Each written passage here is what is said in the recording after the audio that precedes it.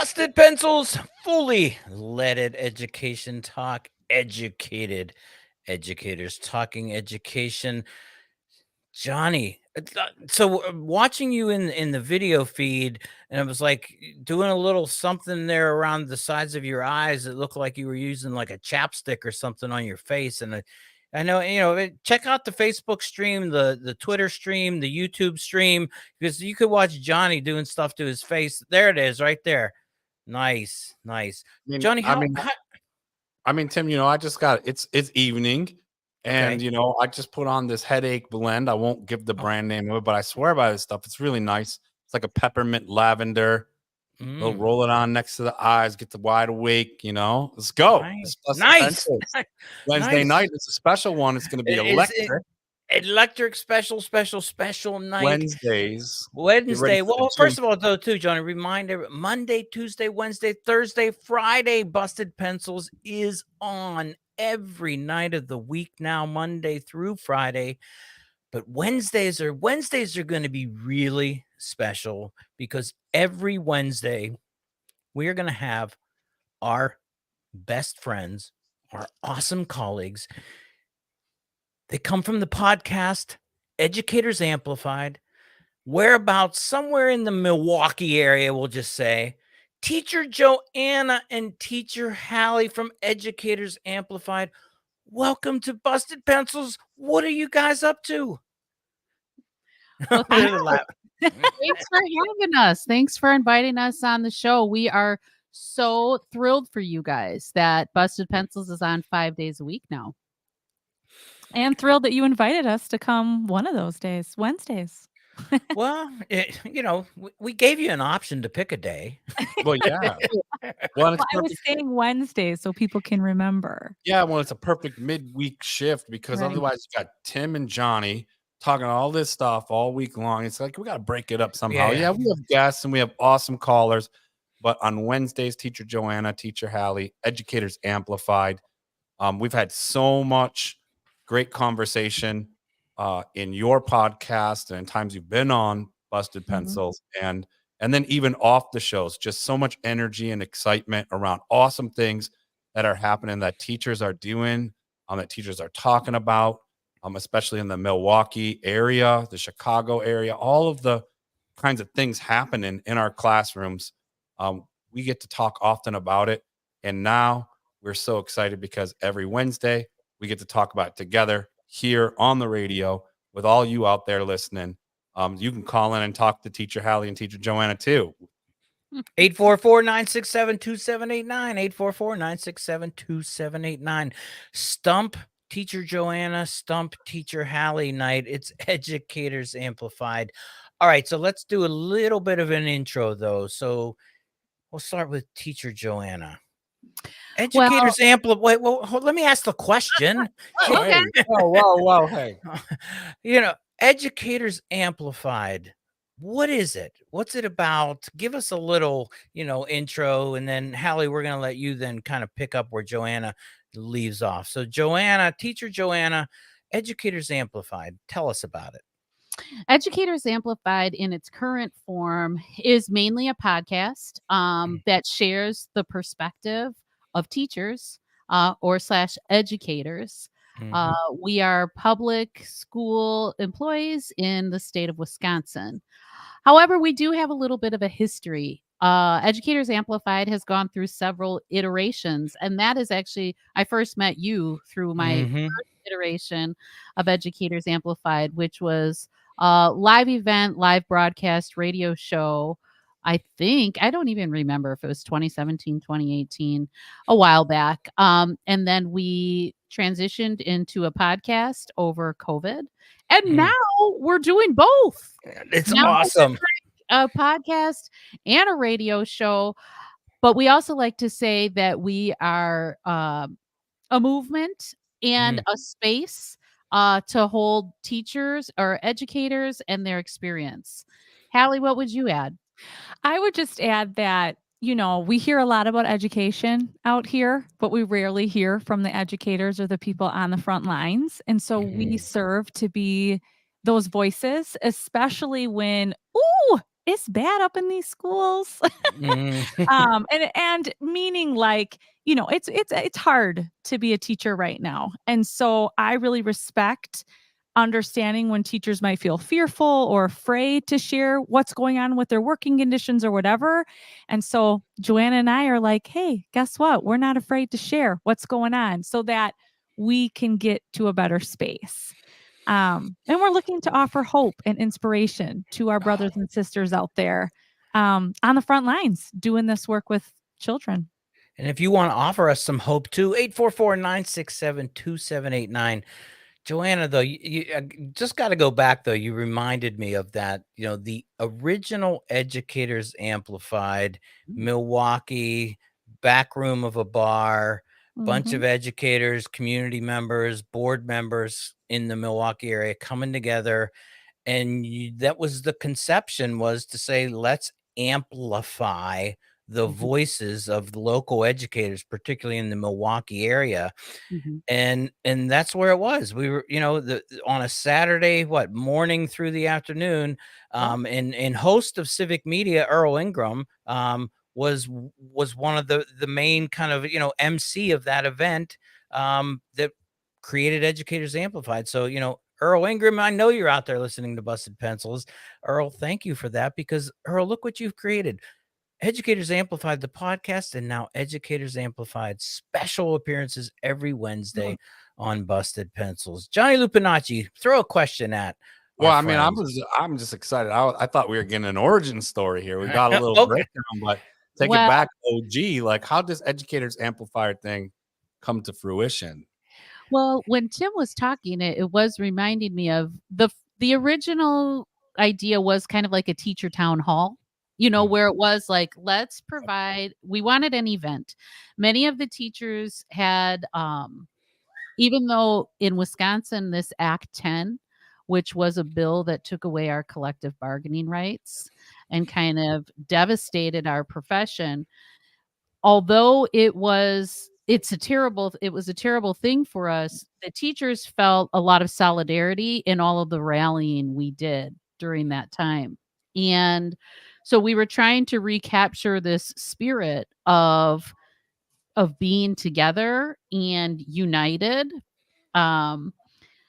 in support of our public schools. We were also trying to bridge the gap between urban and suburban districts. So in the Milwaukee metro area, we have the city of Milwaukee and Milwaukee Public Schools. And then we had what was called Region 7, which was all of our surrounding districts. And so we were putting together like an education town hall that included educators, school board members, community activists, union leaders, to start to come together to share and to see that our experiences, although we were in different communities, the experience with the attack on public education, we all had a lot in common. Think about it. So Johnny, there, and beverages and a food truck on top of all of that, though. Johnny's like, man, how come I wasn't invited? Well, yeah. We've always been big on having joy in the struggle. We recognize we struggle, but we still find our joy. Actually, do you remember, Hallie? That was our students last year, the senior class. The senior speech was about that. Was like our theme in our school last year, was having joy in the struggle. So the last time, Educators Amplified, the podcast, we now have the origin story there, Milwaukee back there, bringing together this town hall, educators, public education advocates, board members, community members, media at the time too, just bringing that together. And we did a few more of those events. And then you said, the podcast formed, and I was so happy that you actually reached out to me at that time to bring me over from Madison. It was Madison, Wisconsin at the time. We talked, we were there, we were testifying about the truth, about the reality. I always say too, Tim, it was crazy that our start was a 3-hour live broadcast. Like now, Hallie and I just put out a 23-minute podcast and we're like, okay, yeah, that seems right. But the original Educators Amplified was a 3-hour live broadcast. It's long format. It's long format. You know, you were just ahead of the game. You just started with a long format. We started with a long format, but it really did roll. We kind of did it hour by hour, and we had a panel, you know, and then we had specific topics, and so that was the origin stories, were these live events where we'd put together the panel, and then people were excited to just come out and hear and step to the mic. You know, it was interactive too. So we were kind of like live on stage, but our audience, we always had our audience members, you know, we had a mic out in the audience and people could participate. That's what we're doing here, though, now every Wednesday, when you think about it, right? I mean, you know, we all four of us are at our mics. We're the panel. You all out there, 844-967-2789. You have that microphone. Give us a call right now. Let's do it. You know, we are here together every Wednesday night now to, you know, talk what's going on. Hallie. Yeah. Give me a sense, though, too, in a classroom. Give me, you know, as we're coming up here, just what is to you one of your most memorable experiences as teacher Hallie? Oh my. Oh, Memorable moments. Well, or should I say exciting memorable moments, or scary memorable, or depressing memorable? Okay. Oh, I was going optimistic, or just like, because of the nature of the classroom that we were teaching in, we were always circled up. So like literally every day really was like really great with the students. But I would say memorable things were when students would create, you know, a lesson or a day or teach us, you know, and them going through that process. Whenever kids create things, that's my favorite.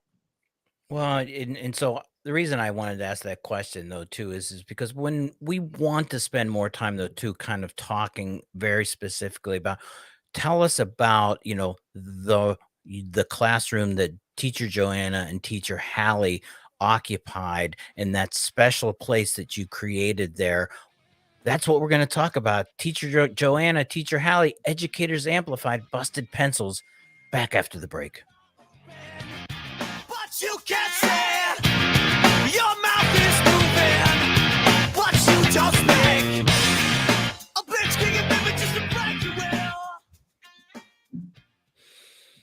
will. Is the Shaw WAUK. You guys made it through the first segment. It's Black History Month, and civic media supports the importance of this observance. But So what 1 do minute you break. really know about it? I'm Calvin Butenhoff, producer of The Earl Ingram Show. Our Echoes of Empowerment Black History Stories will offer thoughtful answers all month long. Now, here's Earl. The story of Black History Month starts in Chicago. It's 1915 and thousands are there to celebrate. 50 years since the Emancipation Proclamation and the end of slavery. There we go. The gathering also inspires civic organizations to uncover the many achievements of Black citizens. By 1926, the celebration of African American history is official. This also is a time for rising racial pride. The Black middle class is expanding, and industrial cities like Milwaukee are luring African Americans with good jobs. There's so much more to tell you. Listen for the next Black History Month story here on Civic Media. I'm Earl Ingram. The Shaw, WAUK, Waukesha's home for Nightlight with Peach I Rock. saw Earl when he was super excited about him going 5 days.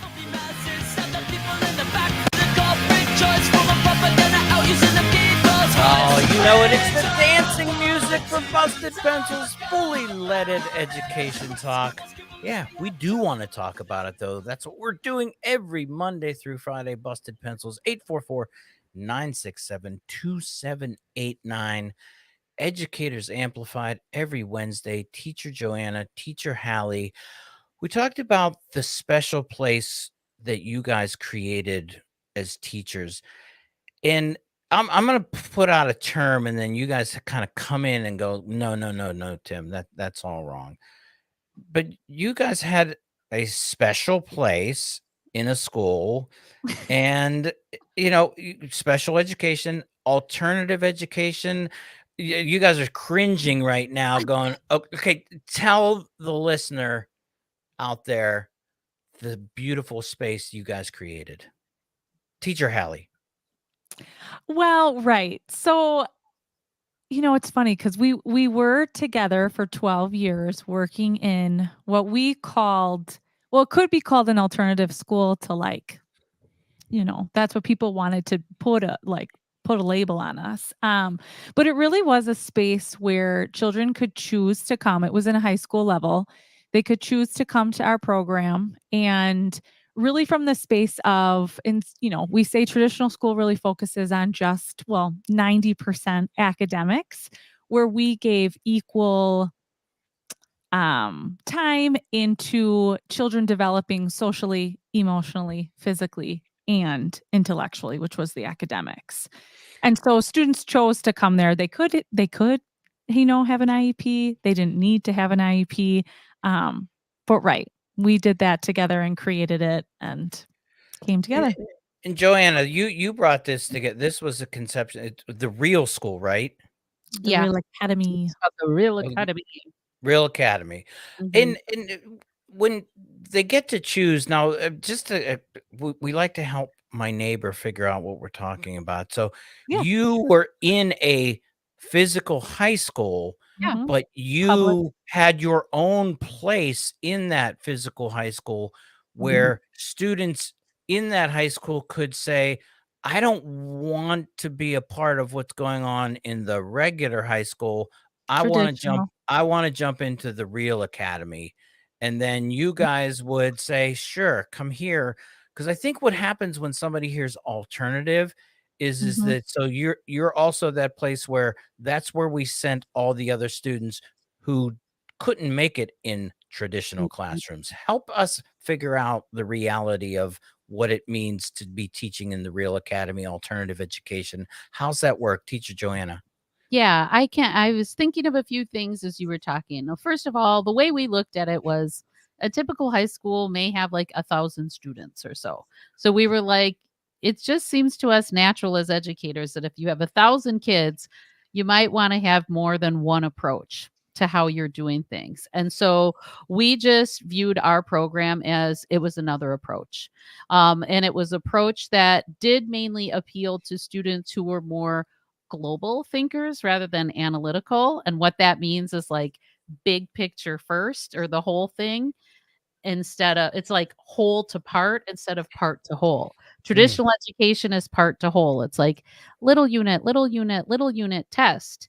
And our students thrived in conditions that were more conceptual, big picture, and then they could work backwards from there. So, one, and just to like way things are. You got 1,000 kids. I mean, shoot, I have 2 children in my own family, and you do things different for each child. And so Mhm. we viewed our program as just um, another choice to be able to make in terms of their education.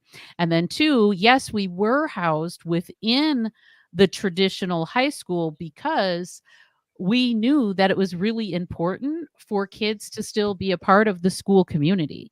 And that them belonging, to again, to the school district and that school community, it's a really important aspect for adolescents to still see themselves as a part of it. So we were actually very adamant. Like people had suggested that maybe we wanted to move out off site. And we didn't want that because our students didn't want that. We saw that it was important to them and their families that, again, they were first a student of the high school. And then second, they chose to go through their day in a different way with us through our program. Johnny, would you have wanted to be a student at the real academy? Yeah, man. Johnny? That sounds awesome. I can't even conceptualize my own learning in a high school space, Tim. We'll get into my origin stories another time, but I can't. I would love to teach in it. I would love to work with young people, having been a high school teacher and worked in, I like that teacher Hallie reminds like a label, alternative education.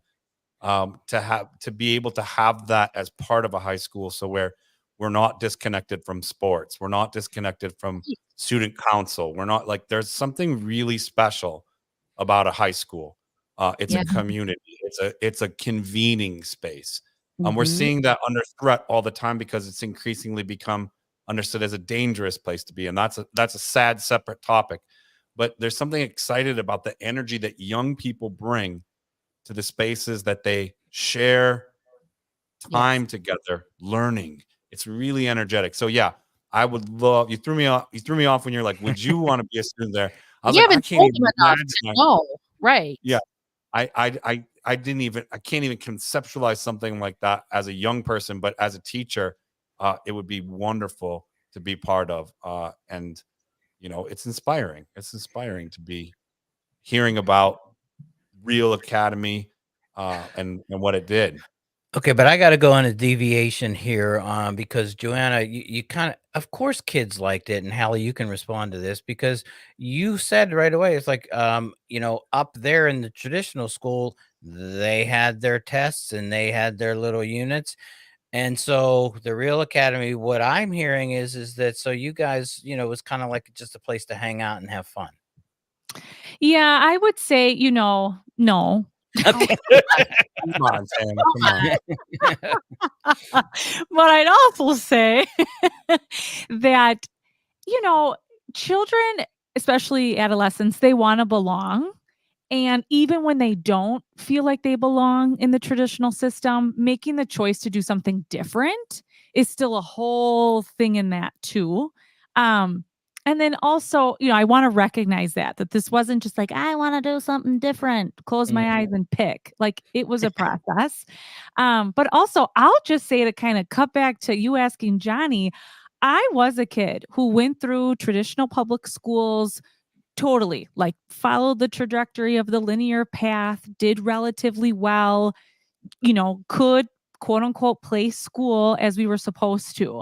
And I remember as an educator being in this new space, how my mind was just blown by how schools could be such a better space and how I would have super duper benefited from a space of where community was a priority, where belonging was actually like hearing from other students and peers my age. Like it was just so academic focused, and I could do that when I was in school. But this was like a whole nother level of Well, we want to academics. say that we designed the space for adolescents. Yeah. It wasn't like we designed the space and we're like, hey, adolescents fit into our space. Yeah. We created the space tailored toward adolescents and how they learn, think, thrive. You said the key word there, teacher Joanna, how they learn more with Educators Amplified, real learning on the way.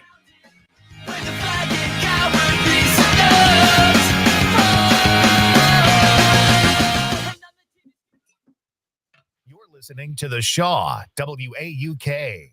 CBS News Brief. The U.S. military says it I has try to killed do the those high-ranking kind of commander stark, the Iran-linked ridiculously Kataib Hezbollah sarcastic militia. comments, just CBS's again to David Martin at the illustrate. Pentagon. This drone Because strike people is are part very of black and white as the they're listening and going, retaliation well, that sounds for like one that of them schools earlier where drone kids just strike go do against what the they base want. in I got it. Georgia. Yeah. Israeli Prime Minister Benjamin Netanyahu rejects Hamas's counteroffer to a get it. ceasefire and hostage release deal. Netanyahu saying through a BBC So if interview. you guys, surrender to the this is a crazy 5-minute demand break, so if Hamas you need will water not or only anything, not this bring is the to the time. release, but will invite a second massacre. 5 Marines are missing after their helicopter went down in a It's mountainous news area updates. outside of San Diego. KFMB What's that, Johnny? TV's Kelly We Hessedal. do know Here's that the air news. was discovered just after 9 a.m. And according to the military, the search is now on for the 5 Marines who were on board. A group of Marines just arrived out here. They geared up and left, presumably, to go to the crash site. The rugged terrain is making it hard for teams to access the area. CBS News Brief, I'm Jennifer Kuiper. In fact, when we come back, let's kind of do that and be like, okay, so if kids aren't just sitting around doing whatever they want, tell me how they learn in the Real Academy. Oh, I don't want it. Civic Media News. I'm Okay. Terry Bell. Here's what Wisconsin needs to know. Wisconsin lawmakers are considering letting prosecutors have more I wanna time to make bring the charges for distinction, though, serious too, crimes. about what Now, Hallie was saying prosecutors about have 1 year to recognizing that accuse defenders. doing school and those of Bill us who, extend that quote, to were 3 years. successful at Supporters knowing say it how can to take do longer than a school, year to match the BS reality is that suspect. there are a Opponents lot of kids, hire more even those of us crime-fighting who officers to make who the job did do faster. okay in that People school. starting new farms in what you Wisconsin guys are offer, encouraged to that consider for leasing other land kids instead of who buying. don't Steve do Okonik is with the school well, University of Wisconsin we Extension. typically He then says tend to leasing say land there's is often something wrong with easier the for kid startups. instead of Especially if saying you're a new there's person something wrong coming with the into a system. neighborhood, And that's it where can we be can come very in and go, difficult. and It that's comes the way down to I'm understanding the networking. Real Academy. Nationwide, the number of new farmers with less than 5 years of experience has gone up by Something like that, you know. 17%. I won't I'm say it Terry that nice Bell, when we Civic come Media back, though. News. Now here's what you need to I'll get know all closer to stumbly and say home. something The Todd stupid. Alba Show. You look at Taylor Swift. She fought off the bitterness of defeat If when you she want to, lost if you want her to pivot records, when on she was that, so duped you by a can just say, manager. hey, let's talk about real learning and segue into like what are your, like you were prepping a little bit. What are the visions of learning? Like how do we, You're an artist or an athlete it's so or hard just sometimes Jane in or how we Joe. regularly Do something experience in your school. life. You're a winner. We're If you just like really framing part of that though. The Todd Alba Just really Show. framing though really hard though. They're saying that On you know your local most school in the station system and is on very linear and designed for a very specific type of experience, and it's pretty exclusionary to a lot of people. Meteorologist Mace A Michael. lot of people The most end up cloudy skies adapting tonight, and figure low out temperature how top to to the get upper by. 30s.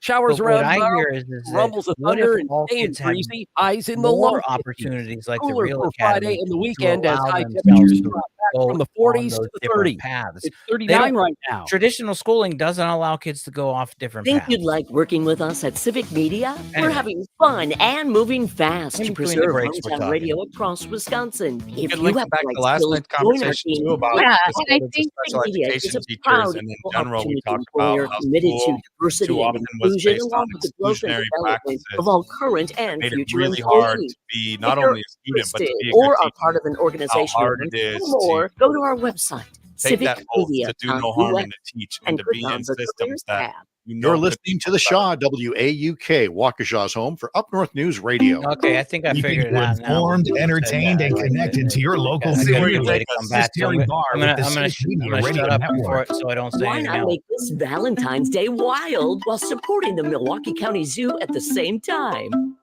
Send a loving message from one of your favorite animals to one of your favorite humans. Learn more at milwaukeezoo.org.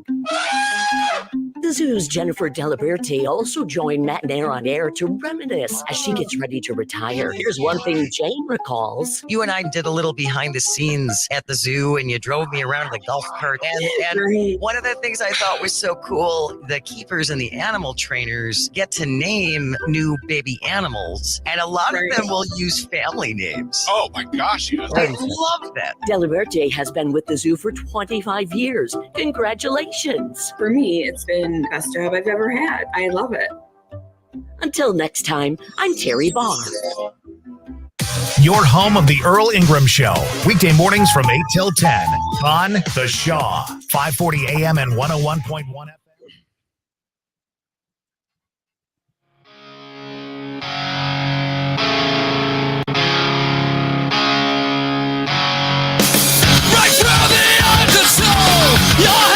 Right through the undertow. That's what we do every Monday through Friday. Busted Pencils, fully leaded education talk. Educated educators talking education.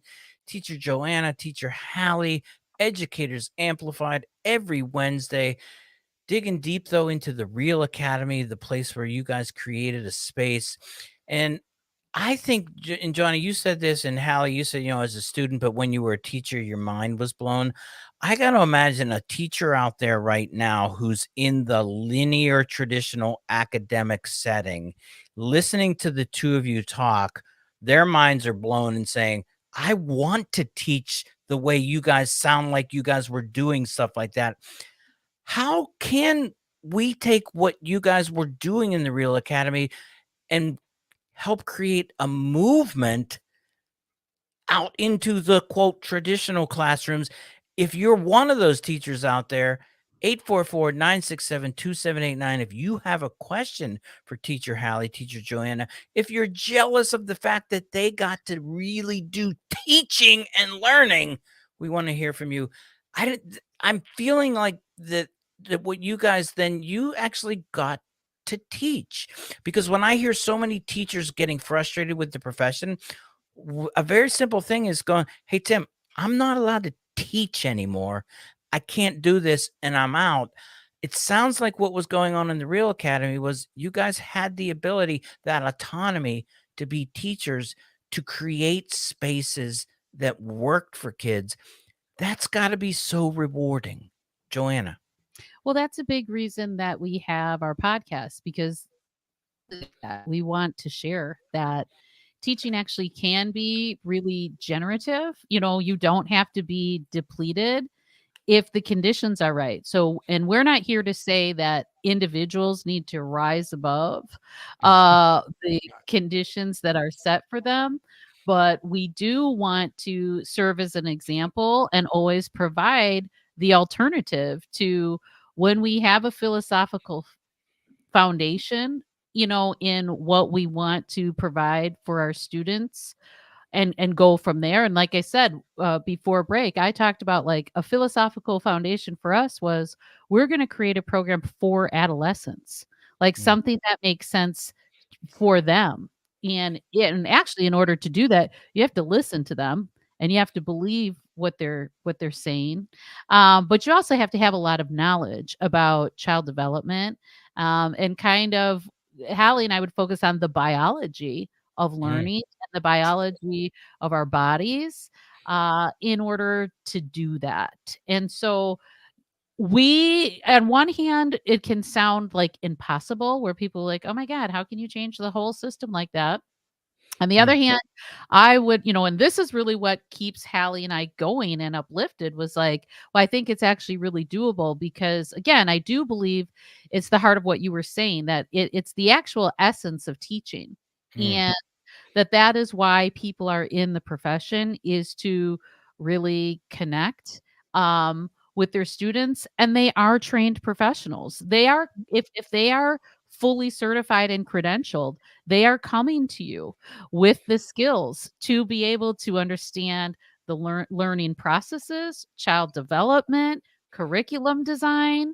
And so I don't know, that those are some things I was thinking about. What would you add, Hallie? Yeah, I would add that I think that, I mean, beautifully said as usual, but also like that is why Educators Amplified is here, because I know we can talk about this beautiful space that we taught in, but it was also like hand in hand with a really toxic work environment where, as beautiful as it sounded, I was also like, oh my gosh, this profession is just being dismantled. And I think when I talk to teachers, they're lost in the icky sauce of how they're treated as professionals. And so we are really here to be like, right, how can we help harness people back into, or not even like they're connected, but how can we help you not get lost in the frustration, in the fear, in the scarcity mindset? And how can we empower and build up educators to like preserve, save, make these beautiful spaces for workers and children? Did you guys ever take any criticism for what you were doing from any, I mean, I'm asking, Well, yeah, I mean, of course, anytime you're doing something that's unfamiliar, Mhm. Folks are going to question. Most of the questions, though, came from the institution themselves. Yep. Students and families are very open, because I do think they have intimate knowledge and experience about what isn't working Mhm. in our traditional school models, from things as external as schedules, like start times, end times, amount of classes in a day, the type of maybe passive compliance that's expected. So most of the criticism, but I would just say it was questions like, school is a model or it's a machine. And when something different is going on, it's natural that people are going to have questions. Um, so yeah, I mean, but again, that's why we have Educators Amplified, because we want to be able to share our experience, our knowledge, and let people maybe find in themselves that it's not that far away from what they're actually thinking, and what they're thinking and what they're operating through. But and sure. what their intuition as a professional is Mhm. saying is actually spot on. Mm. But the circumstances and situations educators are in is counter to their intuition expertise. And Johnny, when think we fell under criticism, the biggest advocates or the best spokespeople were our students themselves. It's Absolutely. interesting. Yeah, Johnny. Yeah, you know what we've been talking about a lot on the show, Tim, recently, especially is, you know, the importance of having capacity to recognize and value difference, especially when the way we've been doing things over and over again, whether it's the way we're thinking about something or the way we see somebody else, our lack of capacity and comfort and trust in doing things differently has to develop, right? We have to get better at that as adults, because what we're talking about here is, you know, when you said, were they taking any criticism for things more internally, is because we know there's information out there of how we can better support learners, but so often we aren't comfortable with, or we don't trust, like teacher Hallie said, the intuition that great educators are having in those spaces to say, here's what a child needs, or here's what this young person is telling us through their behavior or through what they are communicating as their needs, or their family who knows them well is saying, here's what this young person needs right now from their community. And educators are cued into that, right? They have an acute sense of the diverse needs of the students around them. So it's really matching up. We were talking last night about special education and the shortage of special ed teachers, and the same thing came back up, how time and time again schools are not structured in ways, the way we've done quote unquote schools, right, or schooling, isn't supporting the different ways young people learn and the different needs they have, as well as, and we fold that in, teacher Joanna and teacher Hallie are here to talk about this as well, and they give testimony to it. The way we do schooling also doesn't support the different ways great teaching can be done. There you Right? go. Really stacked Yep. around one kind of teaching that most of us learned you can't sustain for very long. Like, it's hard to really be a great teacher in the sort of like in the model of how we're taught to be this one kind of superhero that can do everything. And at a certain point, and that's not saying there aren't great teachers out there like that, but for so many of us, we have to find our own unique voices and really kind of fold into how are we able to be great educators. And that's also part of, right, the Latin root of the word education is, I'm gonna pronounce it terribly because I did awful in Latin, but educare or educare, and it's to be present at the birth of, or to, yeah, to learn. I'm just gonna, but it's to be It's the present. Latin way. Yeah. To be present at the birth of ideas, to lead, to draw out, to lead forward, to bring up, right? And so to be an educator, right? To know that here we have some young people who deserve and have the right to be brought up, right? For who they are. And how do we better organize around that? And I'm just so honored and lucky to be here and to share that with all you, because teacher Hallie and teacher Joanna give us hope. They tell stories of that this is possible to do in the smallest, most local places.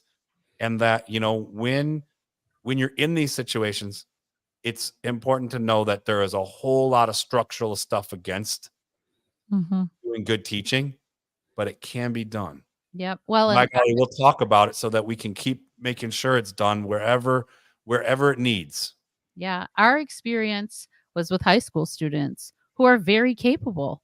You know, high school students are very capable of co-creating their learning experience, and operating in power with. And that was something that I knew, observed as an educator early on, where I was like, the whole like, well, no wonder people are depleted. They having me hoof it all. And these kids are really capable and willing and wanting to be a partner. We just have to create the space and show them how.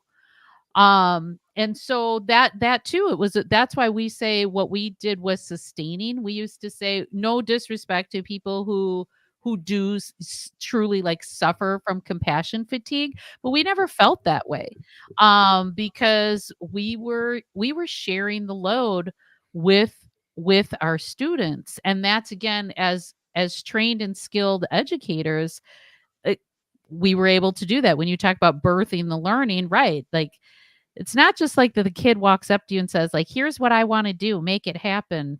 It's more, you're observing, you're noticing their patterns, you're seeing what lights them up, you're seeing where they resist. And then, you're building things together through that. And typically it's real world experiences. Something else, a big observation we made, was how kind of off base high school is with its focus on the future when kids are really present. And, it's just honestly kind of meaningless to say to kids the whole, like, you're going to need this someday. It's a lot more. You're going to go a lot farther. You're going to get that engagement when you're talking about right now, and something that is relevant right now. And so we used to talk about that, like, let's get in the same time zone with our children, and that's the present. And I also think, the way we were really able to do this, and I think great teachers are doing this too, but having the capability to be caring, consistent adults where we would talk in a circle every day on a regular basis. Like, you learn so much about one another, but then also how to direct learning, how to direct, where they're going to go with things. I think that too, that it wasn't, my mind wasn't on, I got to get through this lesson.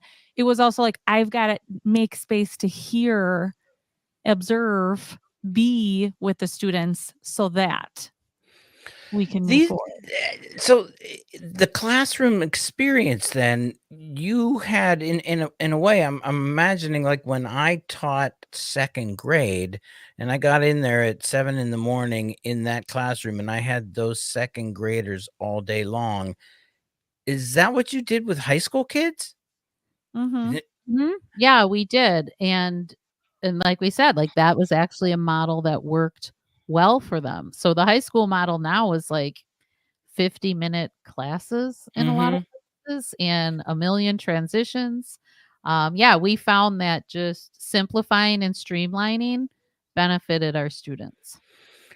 Man, I just think about you because 50 minutes, bell rings, get up, 2 minutes to get to class, get down, put your books down, another 50 minutes, back up, go to lunch, move it on.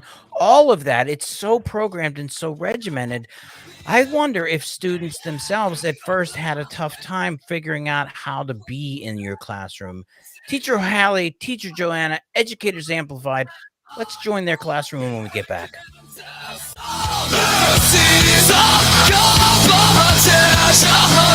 please believe. Woo.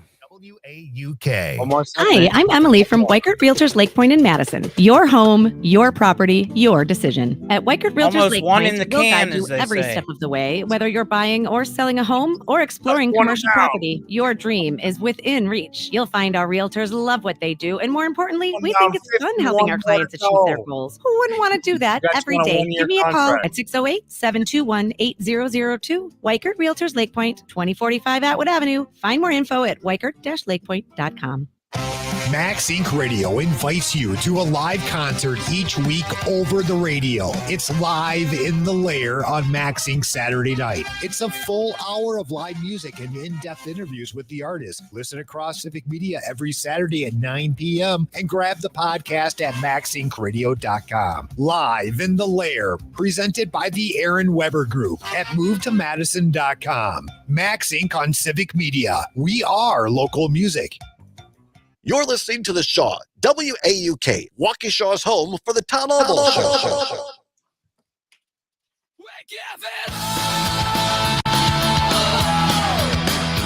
Of course we do. We give it all. Busted Pencils, fully leaded education talk, giving it all every night, Monday through Friday. Educated educators talking education. The number 844-967 2789 844-967-2789. Teacher Hallie, Teacher Joanna, Educators Amplified, our guests every Wednesday, making it real right now. The Real Academy, talking real. And I left that with trying to imagine this high school setting. And I said, it comes across to me as like when I was a second grade teacher, I came in and, my kids would come in at 7:30 in the morning. They would be with me all day long. I'd take them to lunch, to their specials or different things like that. But for the most part, they were with me all day in my classroom. And you were saying that's the way the Real Academy operated. So high school kids stayed with you guys all day, and they didn't complain. Well, No. Hallie, do you want to speak to that? I mean, I just think it's worth looking at, kind of like what we were saying. I think it was just a reframing of, are we having students or children come to school to like help serve them? Or was it more of, we're just having kids enter a system, And so that's how we created in our minds the way to work with students in these bigger, larger chunks. And it worked for us. But I think it was more of and based on what they were saying, like Yeah. it was through hearing kids being like, it's too much to keep up with. I feel like I can't settle. I feel like I get to this place. So yeah, they were more willing to spend. And again, this is what we all need in terms of learning, focus, and concentration, right? It's like uninterrupted periods of time in order to get into a flow of some sort. I'm curious, you guys are college professors. Like, honestly, what are the length of your classes? Or this is something we would tell high school students. They didn't realize that college isn't like high school. Like some of the kids would say, I don't want to go to college because they had a picture in their mind that it was Monday through Friday from 7:30 to 3:30. And they were like, oh, I don't want to do that for another 4 or 5 years. Right. No, and even that question, it's quite varied. Right now the undergraduates at my institution on Monday, Wednesdays, and Fridays, they are taking classes on the hour for 50 minutes. So 9 to 9:50 is their one course, and they're going to take that class every Monday, every Wednesday, and every Friday. What might be different, and this is for the high school kid, is that, and they might not have another class until 1:00 that day again. So 1 to 1:50, and things like that. So that's, an undergraduate curriculum there, Monday, Wednesday, Friday, and Tuesdays and Thursdays a little bit longer. But every so often too, I could have a single night class that might start at 5:00 and go for 2 hours and 50 minutes right there. And that's one class, and it meets one day a week.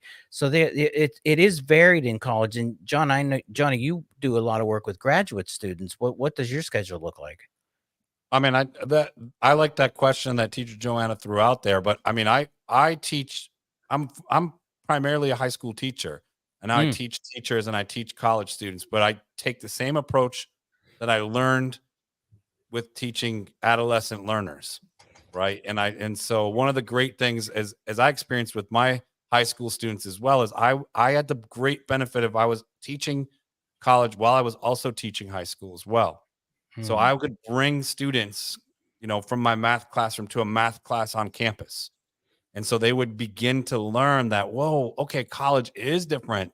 There are ways, if I apply what I know about what I need as a learner, that I can maybe be more successful or enjoy the learning in college. Now, on the flip side, I teach, whether I'm teaching graduate classes or undergraduate classes, and especially for undergrad classes, I'm a bad example of what's typical on campus, because people are shocked often when I explain this, but I don't teach in more than 12-minute segments. And that's because I have a lot of information I want people to retain. And so generally for one class period, which is about an hour and a half, about 90 minutes, I have 2, maybe 3 really important 12-minute segments.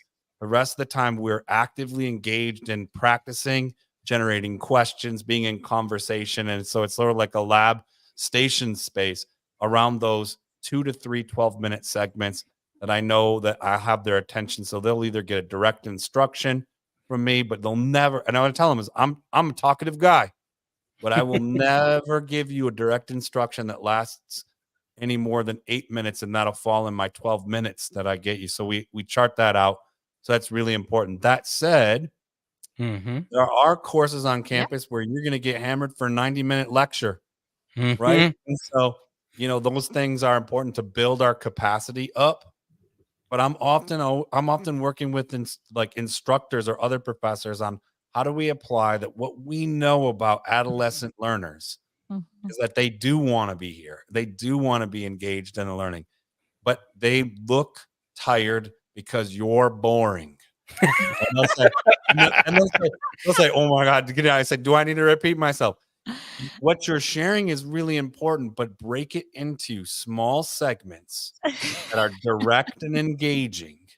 And then a lot of people say, well, I'm not here to entertain. And I said, well, but you're here to teach. And a certain amount of teaching is holding engaged attention, right? And so if young people are tired in your class, it's because I'm almost about to fall asleep observing because it's a snoozer, right? And so you can do things to break that up and be really helpful to learners. And that was true also in high school too. You didn't have to necessarily put on a dance and show. You had to be real, be who you were, and also understand the needs of the learners. We weren't going to learn important new stuff at 7 a.m.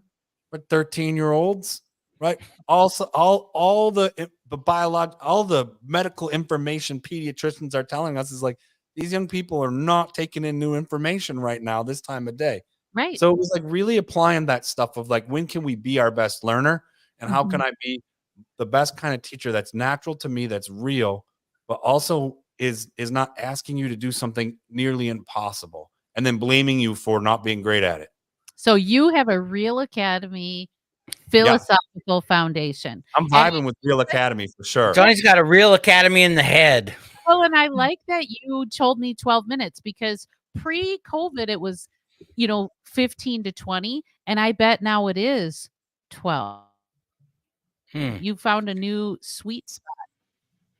Well, if you go over 12, then I just start to see attention, and it makes sense. So get to the point. Put it in a TikTok. Let's go. Teacher Joanna, Teacher Hallie, Educators Amplified every Wednesday night. Thank you for busting pencils. So awesome. Thank you. Good night.